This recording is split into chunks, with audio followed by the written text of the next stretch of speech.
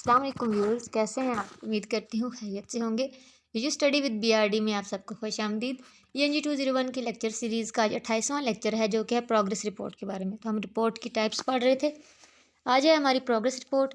तो किसी भी ऑर्गेनाइजेशन में या कहीं भी जब कोई प्रोजेक्ट शुरू होता है, तो किसी एक प्रोजेक्ट हेड को जब प्रोजेक्ट दिया जाता है कि ये आपकी निगरानी है इस काम की, आपने ये प्रोजेक्ट करवाना है, उसको सब कुछ दे दिया जाता है। उसको एम्प्लॉयज़ दे दिए गए हैं उस काम के लिए, उसको पैसा दे दिया गया है, उसको जो चीज़ें चाहिए थी दे दी गई है, ठीक है।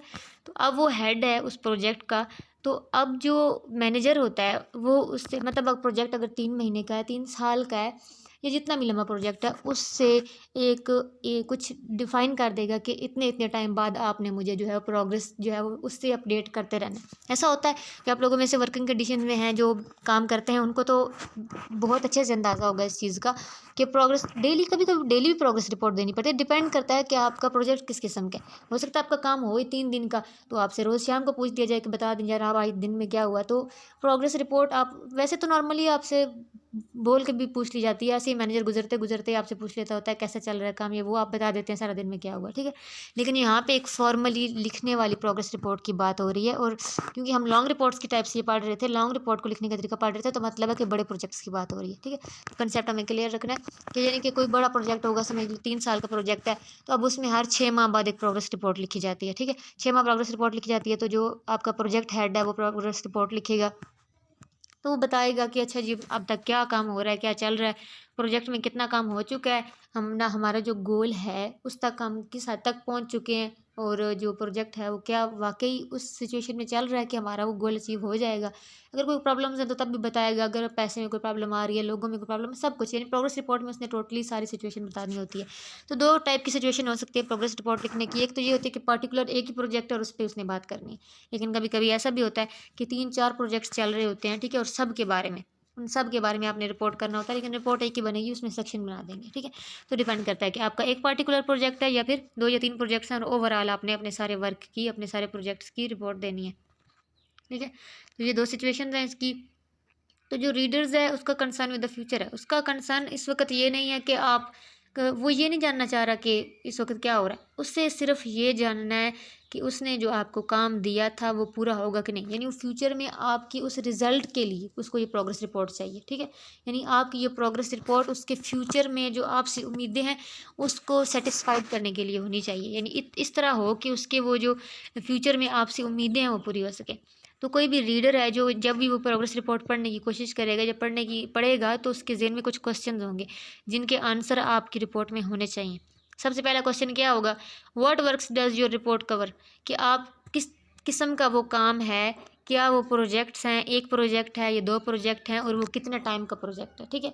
तो वो ये सबसे पहले तो आपने ये बताना है। फॉर एग्जांपल आप कह लो आसानी ज़बान में कि इंट्रो आपने देना है कि जनाब ये जो है वो पुल बनाने का काम है, 6 महीने का हमें टाइम पीरियड दिया गया था, और उसकी ये प्रोग्रेस रिपोर्ट है। यानी सबसे पहले आपने ये बताना है कि प्रोजेक्ट कौन सा है और टाइम पीरियड कितना था, आपकी प्रोजेक्ट कवर किस चीज़ को कर रही है, आपने इंट्रो देना सबसे पहले। तो जैसी बात है, एक मैनेजर उसके हज़ारों काम चल रहे हैं, उसे नहीं पता, रोज़ वो रिपोर्ट्स पढ़ता है, तो आपकी प्रोजेक्ट पे पहले पता तो होना चाहिए ना आपकी रिपोर्ट पे कि वो है किस बारे में, ठीक है।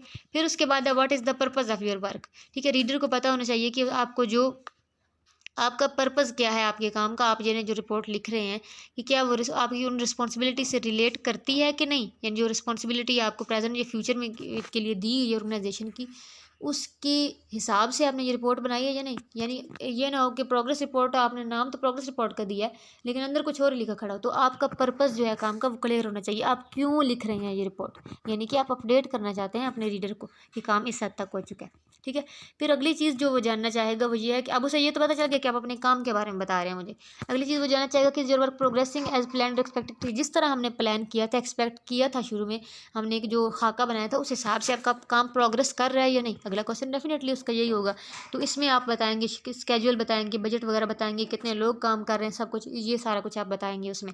इससे उसको अंदाज़ा हो जाएगा कि जी हाँ, हमने जो प्लान किया था या जो एक्सपेक्ट किया था हमने, वैसा काम हो रहा है या नहीं हो रहा, ठीक है। फिर अगली चीज़ जो उसके जहन में आएगी वो यही होगी कि what results did you produce. Results बता, प्रोग्रेस रिपोर्ट लिख रहे हैं ना आप, यही बता रहे हैं कि प्रोग्रेस जो हो रही है। तो अब आप ये बताएंगे कि अब तक आपने क्या रिजल्ट प्रोड्यूस किया है, कि फ्यूचर पीरियड में हमारी जो काम चल रहा है उसका क्या इन्फ्लुएंस होगा। ठीक है, यानी काम पूरा होगा या नहीं होगा, किस हद तक पूरा होगा।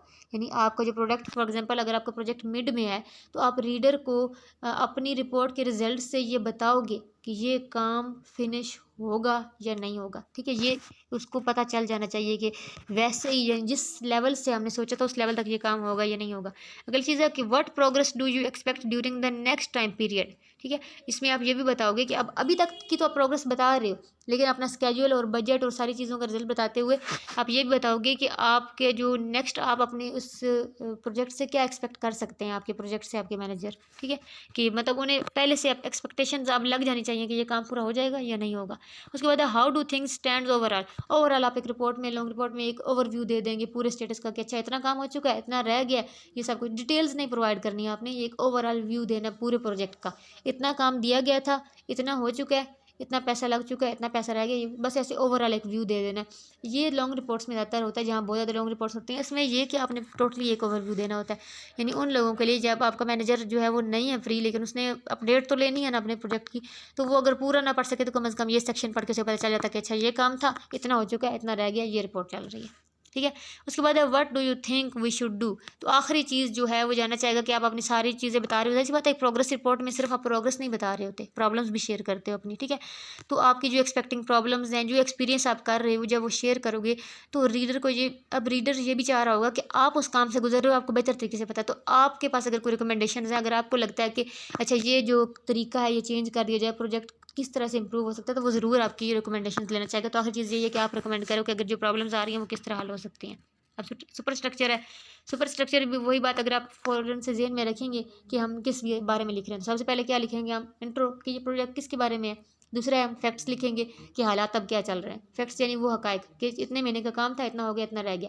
उनको आप डिस्कस करेंगे कि अच्छा ये इसमें प्रॉब्लम्स आ रही हैं, ये इसमें जो अच्छे से चल रहा है, डिस्कस किया। आखिर में आप कंक्लूजन निकालोगे, ओवरऑल जिसे कहते हैं कि ओवरऑल आप व्यू देंगे, और आखिर में वो आपसे रिकमेंडेशन मांग रहे हैं, रिकमेंडेशन दे दोगे। बस यही 5 इसके सेक्शंस हैं, बहुत ईजीली चीज़ है। ठीक है, उसके बाद इसमें जो है वो ऑर्गेनाइज़ करने की यहाँ पे है कि आपने जो डिस्कशन की बात हुई ना कि डिस्कशन को किस तरह ऑर्गेनाइज़ करना है, तो यहाँ पे इन्होंने कुछ मेथड्स बताए हुए हैं कि आप ये बता सकते हो कि what happen during the most recent time period, कि अभी रिसेंटली क्या काम हुआ है, and what expected to happen during the next time period, कि अगले टाइम पीरियड में क्या होगा। यानी इन 2 सवालों के हिसाब से अगर आप उसको अरेंज करेंगे तो आसानी हो जाएगी आपके लिए। यानी कि अगर आपके पास 2-3 प्रोजेक्ट्स हैं तो आप बताएंगे कि what happen during the most recent time period में, तो पहले आपने ये सेक्शन बनाया और उसमें प्रोजेक्ट ए के बारे में लिखा, प्रोजेक्ट बी के बारे में भी लिख दिया कि पहले अभी तक क्या हो चुका है, और फिर आप दूसरा बनाएंगे कि आने वाले वक्तों में क्या होगा, तो उसमें भी पहले प्रोजेक्ट ए के बारे में बताएंगे, फिर बी के बारे में बताएंगे। ये भी एक तरीका हो सकता है। दूसरा ये भी हो सकता है कि पहले आप प्रोजेक्ट ए के दोनों सवालों का जवाब देंगे कि अब तक क्या हो चुका है प्रोजेक्ट ए में, फिर उसके बाद प्रोजेक्ट ए में बाद में क्या होगा ये बताएंगे, और फिर उसके बाद दोबारा से आप प्रोजेक्ट बी पे आएंगे, सेक्शन अलग बनाएंगे प्रोजेक्ट बी का कि पहले क्या हो चुका है और आगे क्या होगा। तो ये 2 तरीके हैं कि एक तो ये कि वैसे ही कॉलम बना दी जाए कि अब तक क्या हो चुका है और उसमें सारे प्रोजेक्ट्स की लिस्ट आउट कर दिया जाए, आगे क्या होगा फिर उसमें सारे प्रोजेक्ट्स की लिस्ट आउट कर दिया जाए, ये तरीका। और दूसरा ये है कि आप बारी बारी हर प्रोजेक्ट को, प्रोजेक्ट ए पे पहले पूरी इन्फॉर्मेशन देगा कि क्या हो चुका है और क्या होना है, फिर दूसरा प्रोजेक्ट बी, इस तरह। ये 2 तरीके बताए गए ऑर्गेनाइज करने का।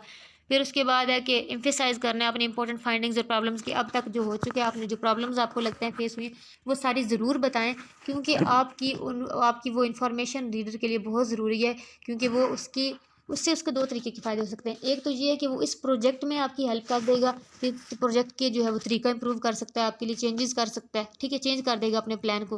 दूसरा ये कि आने वाले वक्तों में जब वो कोई और प्रोजेक्ट शुरू करेगा तो जो अभी प्रॉब्लम्स आई हैं, अगर वो उसे आप अच्छे से डिस्कस करोगे, बताओगे उसको, तो नेक्स्ट वो चीज़ें अवॉइड करेगा और उसके लिए इन्फॉर्मेशन ये जो है काम की होगी।